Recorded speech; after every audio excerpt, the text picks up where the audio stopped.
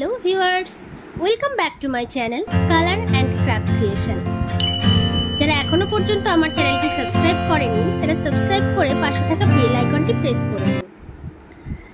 তো সামনেই দুর্গাপুজো, আর আমাদের পুজো পালি মানেই কিন্তু মাটির প্রদীপ মাস্ট। যদিও এই মাটির প্রদীপ দেওয়ার রীতিটা কিন্তু আমাদের পুরনো ঐতিহ্য, আমরা সেই ঐতিহ্য এখন বহন করি ঠিকই, তবে মাটির প্রদীপ বাজার থেকে কিনে এনে। কিন্তু আমাদের পুরনো দিনের দাদু দিদা ঠাকুমারা কিন্তু বাড়িতেই এই প্রদীপ বানিয়ে দিত। আমার দিদা এখনো পর্যন্ত নিজে হাতে মাটির প্রদীপ বানিয়ে বাড়িতে দেন। আমার এই প্রদীপ বানানোটা আমার দিদার কাছ থেকেই শেখা। তাই ভাবলাম, যেহেতু সামনেই পুজো, দুর্গাপুজো, কালী পুজো, লক্ষ্মী পুজো, আবার অনেকের বাড়িতে গার্সিও হয়, আর গার্সিতে তো এই মাটির প্রদীপ লাগেই, তাই আপনাদের সাথেও এই প্রদীপ বানানোর ভিডিওটা শেয়ার করে নিলাম। খুবই সহজ পদ্ধতিতে, শুধু হাতের কাছে মাটি থাকলেই হবে। এবার মাটি দিয়ে আমি কিভাবে প্রদীপটা বানাচ্ছি সেটা তো আপনারা ভিডিও দেখলেই ভালো করেই বুঝতে পারছেন। এবার এই প্রদীপটা বানিয়ে নেওয়ার পরে এর ভেতরে আমি একদম কিনতে পাওয়া দোকানের প্রদীপের মতো ডিজাইন করে নেব। এই ডিজাইন করাটাও এমন কিছু কঠিন কাজ না। আপনারা যদি ভেবে থাকেন যে কোনো ক্লে টুলস বা কিছুই লাগবে না, দেখুন আমার হাতের কাছে থাকা একটা পুরনো পেন আর একটা চাকু নিয়েই আমি কিন্তু এই কাজটা করে নিয়েছি। তো যারা বানাতে চাইছেন তাদের কাছে এই দুটো জিনিস থাকলেই কিন্তু খুব সুন্দর আমার মতো এরকম ডিজাইন করে ফেলতে পারবেন। আমি পেরেছি মানে আপনারাও পারবেন। তো আমি প্রথমে এই চাকুটা দিয়ে মাঝখানে একটা দাগ দিয়ে নিয়েছি এবং তারপরে মাথার চারপাশে এরকম দাগ দিয়ে নেব। মাথায় রাখবেন, কাজ করার সময় দেখে নেবেন যে চাকুটা যেন খুব ধারালো না হয়, হাত কেটে যাওয়ার সম্ভাবনা থাকে। বাড়িতে ফেলে দেওয়া চাকু থাকলেই হবে। এবার পেনের যে খাপটা রয়েছে সেই খাপটা দিয়ে আমি বাকি যে ধারগুলো, সেই ধারগুলোকে গোল গোল ডিজাইন করে নেব। সবগুলো ধার ঠিক এইভাবে করে নেওয়ার পরে আমি কিন্তু বাকি ডিজাইনটাও পেন দিয়েই করব। আপনারা ভিডিওটা ভালো করে লক্ষ্য করলেই বুঝতে পারবেন। যদিও পুরোনো দিনের দিদা ঠাকুমারা কিন্তু এত ডিজাইন বুঝতো না, তারা হাতে নর্মাল একটা প্রদীপ বানাতো। আমি এখানে 3 রকমের প্রদীপ বানানো দেখিয়েছি। তার মধ্যে একটা একটু স্ট্যান্ড দেওয়া প্রদীপ, অনেকটা গাছা প্রদীপের মতো দেখতে কিন্তু আকৃতিতে ছোট, আর দুটো বসানো প্রদীপ। এখানে একটা নর্মাল বসানো প্রদীপ আর একটা ছোট্ট থালার ওপরে, প্লেটের ওপরে বসানো প্রদীপ। আপনাদের যার যেটা ভালো লাগবে সেটা কিন্তু আপনারা বাড়িতে বানানোর চেষ্টা করতেই পারেন। এবার প্রদীপের মুখটা আলগা করে নেওয়ার জন্য আমি দেখুন ওখান থেকে কিছুটা মাটি তুলে নিয়ে এরকম সামান্য জল দিয়ে হাত দিয়ে সমান করে নেব, যাতে সারফেসটা ক্লিয়ার হয়।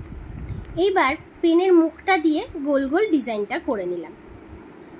ব্যাস, তাহলেই কিন্তু আমার এই প্রদীপ তৈরি হয়ে গেল।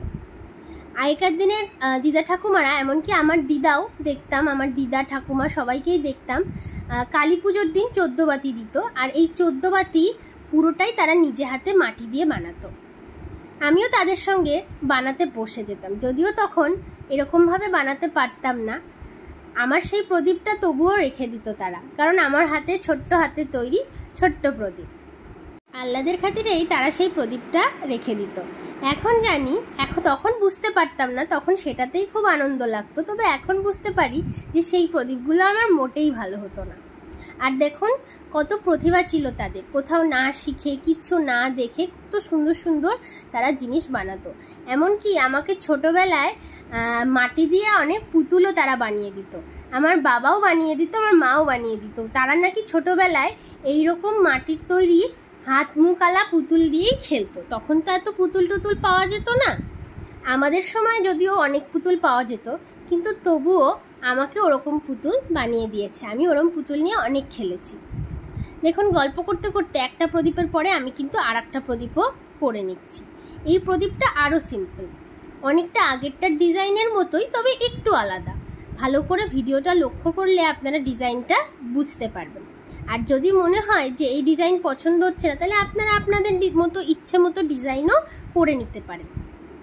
এইটা তো কাদার মণ্ড, যে ডিজাইন দেবেন সেই ডিজাইনই উঠে আসবে। এবার মাঝখানটা গর্তটা সুন্দর করে নেব। ব্যাস, প্রদীপটা হয়ে গেল। এবার থালা বানানোর পালা। থালা বানানোর জন্য আমি প্রথমে একটা কাদার মণ্ড নিয়ে রুটি বেলার মতো করে সুন্দর করে বেলে নেব। এইবার একটা পুরনো কৌটোর মুটকি নিয়ে গোলটা ভালোভাবে বসিয়ে নেব, যাতে একদম সুন্দর একটা গোল হয়ে বেরিয়ে আসে। ব্যাস, গোলটা করে নেওয়ার পর থালার ডিজাইনটাও করে নেব। আর এটা তো সেই খাওয়ার থালার মতো ডিজাইন করব না, এর ওপরে শুধু প্রদীপটা থাকবে। শুধু ওই বাজারে কিনতে পাওয়া প্রদীপের মতো বানাবো বলেই এটা করা। যারা এইসব বানানোতে নতুন তাদেরও যাতে কোনো অসুবিধা না হয়, তাই আমি এখানে কোনো রকম কোনো টুলসেরই ইউজ করিনি। আমি কিন্তু এই পেনের খাপ আর এই পেন আর হচ্ছে চাকুটা দিয়েই কিন্তু সমস্ত ডিজাইন করেছি। আপনারা চাইলে তাই অন্য ডিজাইন করতেই পারেন।